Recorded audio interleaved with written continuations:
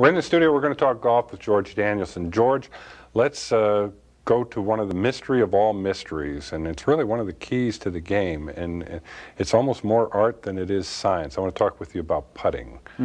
What are some of your ideas about what people often don't understand about putting and what they need to really get to be good putters? What are some of the things that we need to understand about putting?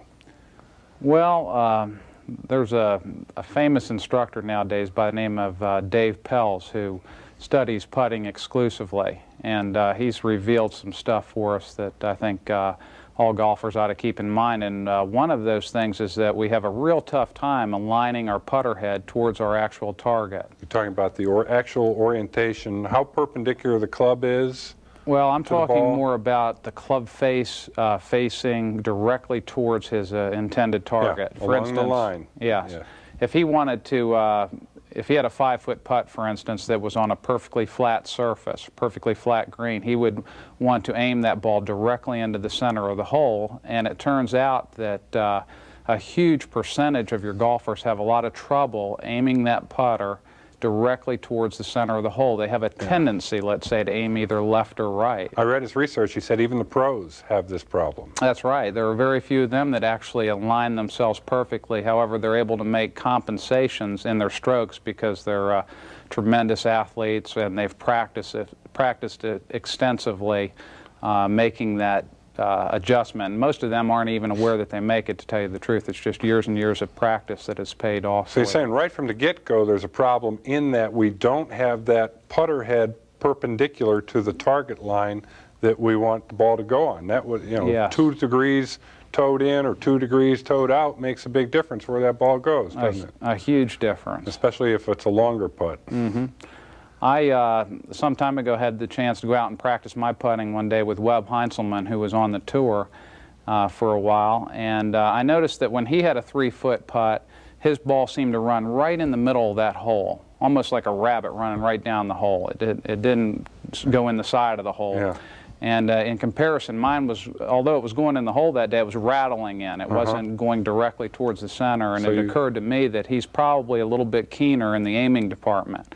So I've looked into and improving that aspect of my own putting. Does some of that have to do with how you hit that ball, too? And it seems to me some people hit putts where the ball kind of slides on the green. Other people hit putts that has overspin, and the ball seems to run truer. Is that real, or am I seeing something that's out there that's real? That's true, and a lot of people are unaware of the fact that a lot of putters actually have varying lofts in them, and you can buy one that seems to agree with your stroke, one that will release that ball with that so-called top spin that'll help the ball hold its line. If there's one thing you could change about the way we amateurs putt, what would it be? It would probably be an anxiousness to see the results.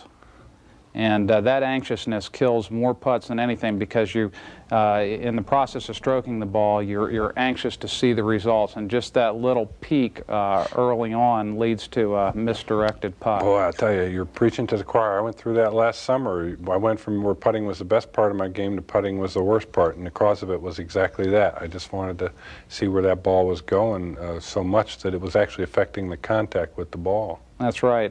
Gary Player went through a period of time of his putt.